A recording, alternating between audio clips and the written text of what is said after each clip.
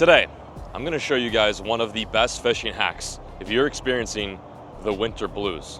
Recently, it's been absolutely disgusting in my home state of Texas. We've had snow, we've had ice, and yesterday morning I rolled out of bed, walked to my barn to go rig some rods, and it was in the 20s. I had ice on the roof, there was snow on the ground, and I thought to myself, I gotta get out of here. What people don't realize is for very, very cheap, you can go to probably one of the best fisheries, if not in the United States, potentially the world.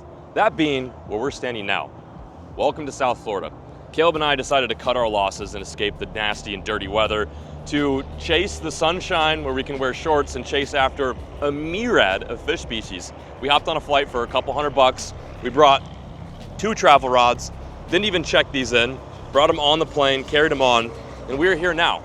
In today's video, I want to show you guys you can pick a completely random spot just off the side of the road that maybe you've never fished before or have no intel and have yourself an amazing time. I know a lot of you guys who are watching the video right now maybe just got done standing over a little tiny ice hole, or maybe you're like me and having difficulties catching fish down in the colder months in the south.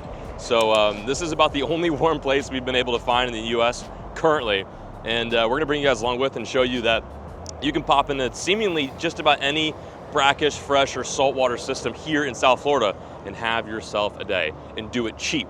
That's the most important part. So welcome to spot number 1. Full disclosure, never fished here before. It's right next to a hotel, and we're gonna see what is living in these waters. Stick with Stay Tuned, Wieners, and let's go crank.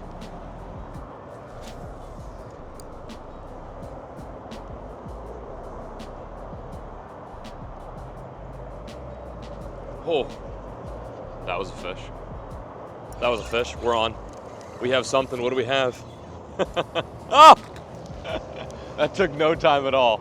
I kid you not, my 3rd cast in this little random no-name canal, and I believe that was a largemouth. He absolutely spanked me. I'm gonna talk about some of the gear that I like to pack on trips like this and show you guys it's super possible. You don't need to break the bank, obviously, to have a good time, and you don't need a boat, you don't even need a kayak. You just gotta do a little bit of research on Google Maps, make sure you bring and pack the right gear, and spend a couple days in paradise. I don't think I could ever live in South Florida, but it is an amazing place to visit and blow some steam off, especially during the months of January. This has been the most difficult 2025 of my life. We've been filming every single day without getting a video for y'all, and I figured, dude, let's bite the bullet, hop on a jet, and go explore. Wow, that's a big fish, big tilapia. That thing is huge. There's all kinds of creatures dwelling down here.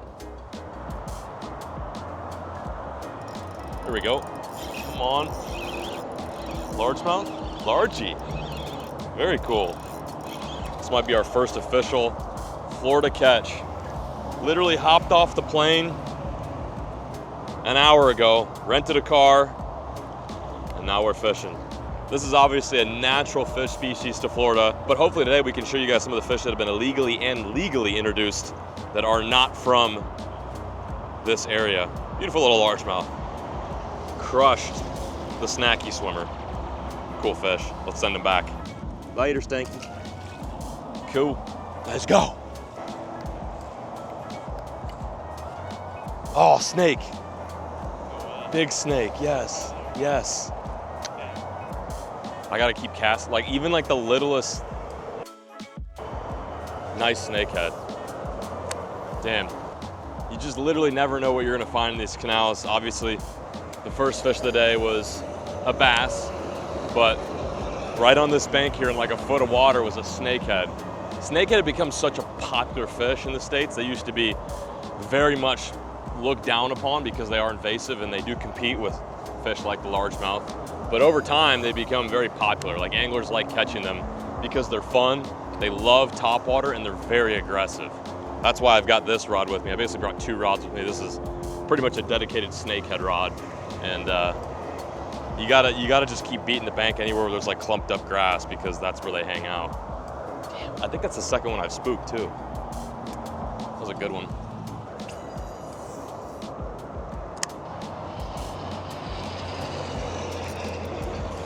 That was crazy. Little largemouth. I feel bad for these bass. They have to compete with all these other crazy species in here, but clearly they're doing all right. He's not a big one, but he looks healthy. Another one for the snacky swimmer. Literally watch that one come up and eat. No Texas giant, but I guarantee there's some big ones in here. Lighter, Stinky. Woo! That's cool. It's always fun when you can just see a fish and catch them. Doesn't matter the size, you can't beat that. Wow, that looks so sick. There's gotta be some twiddlies in there, even a bass. There's no way. Damn. It looks elite. There we go, come on. In the grass. I don't know what I have, but it's a decent fish. Get out of there. Largemouth, stinky little largemouth, got me in the grass. This is the beauty of Florida. At one moment you could be fishing an urban canal, and then the next, take a couple paces over to the other side of an industrial park and you're fishing a pond. Not what we're after, but dude, just being able to say that, like, what, 3 hours ago we were up in the air, 30,000 feet above this beautiful place, and now we're catching fish, is all I'm asking for. Just a little pip. Later, Stinky. There's this really awesome, actually right across the way is the canal we're fishing, and there's water dumping in to this pond, and there's a bit of a current seam right here. Peacock bass love current, largemouth love current. Honestly, name a fish that doesn't like current. I like current. Personally, if I was a fish, I'd be right up in here. So we're taking a little tiny snacky swimmer, and we're gonna pepper this spot as much as we can to see if we can get something of size. Oh, I just got thwatted. I got thwatted.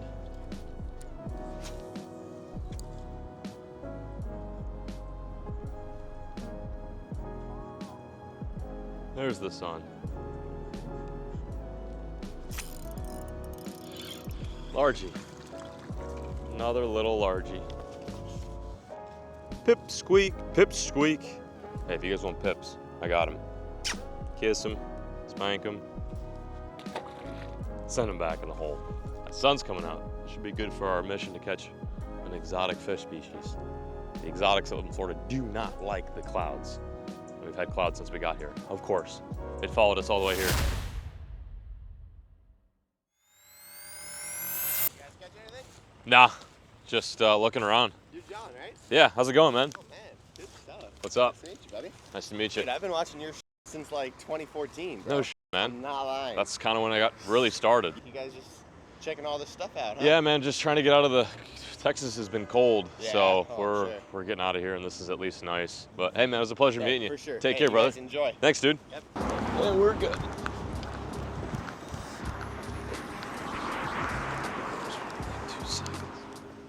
If there's gonna be a snakehead, they're gonna be like right across the bank.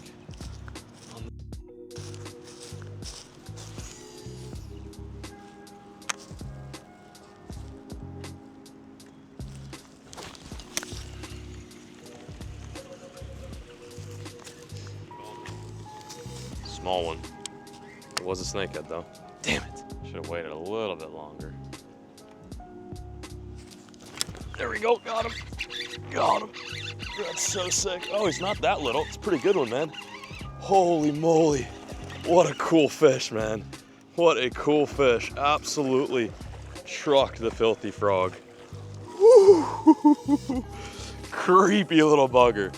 This right here is one of Florida's biggest, meanest, nastiest invasive fish species, and they live in some of the shallowest, dirtiest, most urban waters. And the most important part is they can be very fun to catch. This right here is a snakehead. Wow, look at that. Really nasty teeth, so you do have to watch out when you hold them. But this is a perfect example of a fish that was once, I believe, to be hated, probably still a little bit despised by Florida anglers, but has now been cherished over the years for their exceptional fight, but also table fare. These are probably some of the best eating fish, freshwater fish you can catch down here in South Florida. Although this may not look like an appetizing fish, they can be very amazing food. Fry them up, grill them up. You wouldn't be able to tell the difference between this and maybe a little grouper fillet. I know that's saying a lot, but seriously, they are delicious. I think I got it. Yeah, we got it. All right, no pliers today, but a little stick off the bank will do the job. This is so cool. One of my favorite fish species to catch, and they're technically not even from Florida, but they are everywhere. You can pretty much guarantee if you go into a urban canal here in South Florida and you throw a topwater frog, especially a Guggenfeldti frog, you will find one of these beauties. Time to send this old snaky snake back. Very cool. They look crazy in the water. They're almost like ditch serpents. Now, I want to address something real quick because I did put that fish back and I just went on a bit of a tangent that they're invasive. And I get these comments a lot. People are like, if they're invasive, why'd you put them back? And that goes for whenever I'm muskie fishing up in Maine for those invasive fish species, or maybe it's snakehead down south. The thing is I don't have a cooler or ice. I have no way to keep that fish fresh. I don't have a stringer with me. And ultimately, here's the thing. Anglers, like I said earlier, really are starting to gravitate towards chasing after these fish. I mean, there are people here in Florida that are making lures specifically designed to catch snakehead, whether it be down south or up north in the Potomac where you have a different strain of snakehead. People like these things. So while I'm not necessarily putting this back to like encourage the growth of the fish species, I just don't like, I'm not gonna go throw a fish in the parking lot. Hey, this is where people live. So ultimately that would be kind of a double-edged sword. I'm not gonna, you know, stink up a residential area for the sake of getting one out of millions of snakehead out of a specific body of water. So I send them back. In my opinion, good nor bad. It's just kind of in the middle, at least from my point of view, and I'm sure a lot of people have other points of view as well, but it's also, it's to the degree where these fish aren't going anywhere. And at this point, you just gotta have fun with them, catch them and crank them. Dude, put it there. A couple little bass and a nice snakehead. Just to think that it was 28 degrees this morning in Texas and now we're in shorts and tees, reaming on some fish. Let's keep going. Missed that fish once, came back and lunched it a second time. The thing with snakehead is sometimes you can have multiple shots of them, especially if they are guarding fry, and they are exceptional parents. A lot of fish will pump and dump. They dump their children and then just say, good luck. But snakehead will stick around until the fry gets pretty big and they're able to somewhat live on their own. One thing that I would say to novice snakehead anglers is look for little inconsistencies in the bank. So that fish came on a bit of rock right there. I mean, they vary depending on what kind of canal or pond you're fishing. Sometimes they'll be like right up under an isolated tree. Other times they'll be on an isolated rock pile. And then there are also situations too where they're just all across the bank hiding in emergent grass. One thing to also consider is there's water never too shallow for these fish. There's that crazy weird myth that they can walk on land from one spot to one spot. While that isn't true, what is true is that they will literally hang an inch of water and they can be out of the water for quite some time.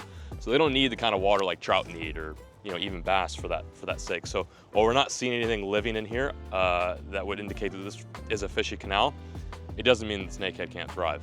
And they will eat birds, big insects. They'll eat iguanas, lizards. I mean, they're carnivores at heart. As you saw there, that one lunched a Guggenfeldti frog. You read the directions on top. Eat me.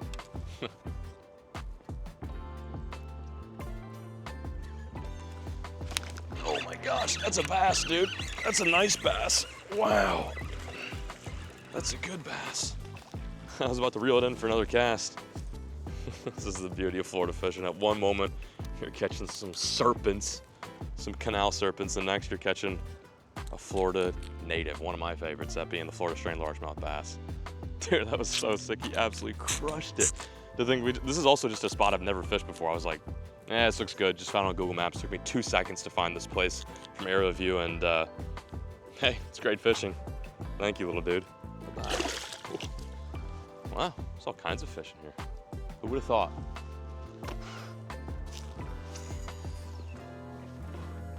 Oh.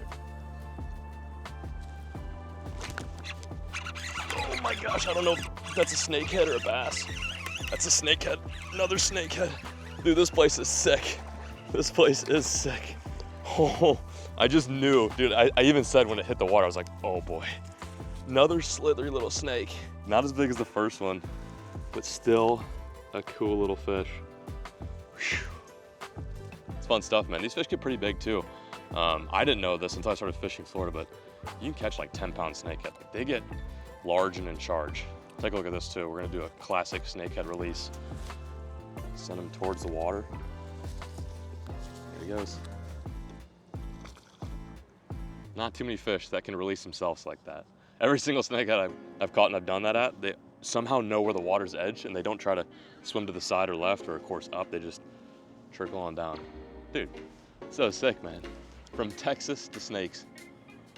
Whew, that'll get the heart pumping. Like I said, I wanted to film this video today to show you guys who might be stuck up north, or maybe sick of ice fishing, or maybe sick of fishing in the cold down south, that it's possible to do this on a whim. You know, we bought flights for very cheap, and we're only gonna be here for a couple days. We're gonna make the most of it, but this is one of the setups I always bring on trips. I don't travel with a rod tube. Rod tubes are a disaster. I've been doing this for over a decade now, and rod tubes break, they get lost. Sometimes American Airlines or Delta or United will throw it on a different plane and it ends up in Cancun when you're trying to go to Alaska. So I like to carry on my rods. Depending on the airline, sometimes you can get away with it, but this is the rod I like to carry on. It's a 7-foot Guggen Green go-to, and it's got a ton of backbone. Even with it being a 2-piece, it's very strong. It's good for jig fishing. You can throw big worms, little swim baits, frogs. It's an all-around rod, and I love it. I literally carried this on today. I put it right next to me as I fell asleep on the flight on the red eye, and here she is now catching fish on this. I got a 7.2 to 1 gear ratio. It's an Antares DC.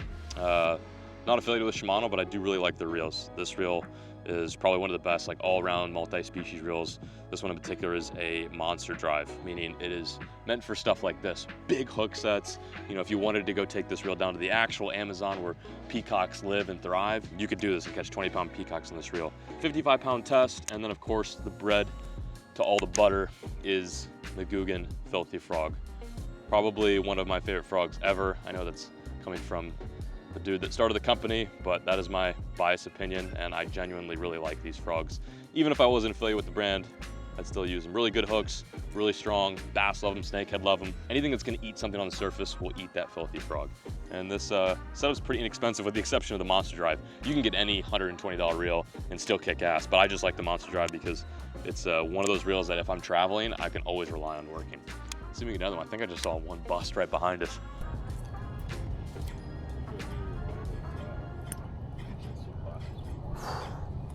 Oh, there we go, largemouth. Wrong species, right bite. Ooh, absolutely, oh!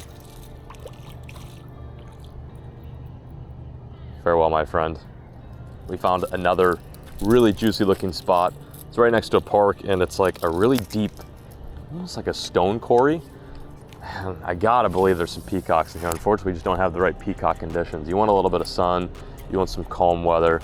It's windy, it's cloudy, but it doesn't mean that we can't catch one. We're just working this bank right now. Gonna give it a couple more minutes and probably move over to the next zone. See if we can get that Florida trifecta. A peacock, a largemouth, and a snakehead. I already got the bass, I already got the snakehead, just need the pee-pee. Need the pee-pee.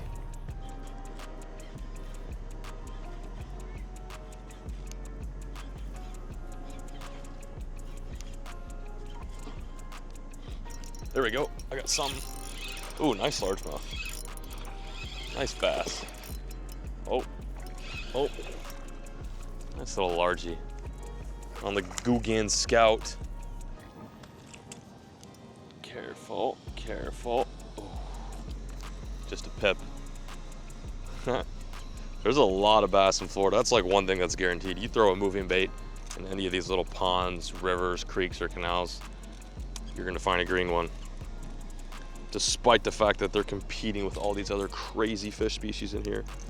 They're around. Long guy, long boy. Send him back. Later. See you, Stanky. Later, Stanky. Another something. Another bass. Oh, they keep trying to go into that wall down there. Another decent little 1-pounder. Yeah, this place is, it's got some largies. The largie hole. Not a whole lot of water past that steep bank though. Ding, ding, ding. We're catching bass, Guggen microplastics, frogs, and now a rip bait.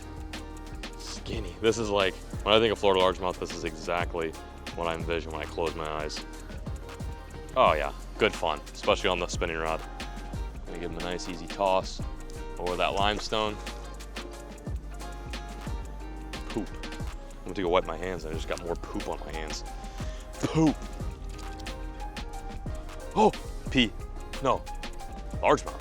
Decent largemouth. I got 2-pounder. Oh no. Oh, jaguar. I think it's a jaguar. What is that? Oh my God. What the hell is that, dude? What do I have? Dude, he literally, oh, he's gone, no. Dude, it's not often I hook a fish, and I don't know what it is, but that's the beauty of fishing down here. It's like, do you have an idea? No. That was some sort of crazy sick. He trucked it. I like stopped it and twitched it, and he was on. Huh, some sort of exotic fish species. We'll never know. Damn, he lit that thing up. Oh, fought like hell too. Guess we'll never know. I'm an idiot. I forgot to do an outro. And look at this. Snow. We're no longer in Florida, Toto. Actually, we're in Texas. And that is where I remembered that, or I guess Caleb, the camera guy, reminded me that I forgot to do an outro. But I just want to say thank you guys for watching this video. It felt good to kind of get back to the roots, leave the boat at home, fly to a state that I love to fish so much, and try and fish some new and interesting and unique waters that ended up being amazing. There's Dee Dee. Anyway, I'm peacing out, signing out. Thank you guys so much for watching today's video. I'll catch you in the next one. As always, folks, keep fishing. Never stop.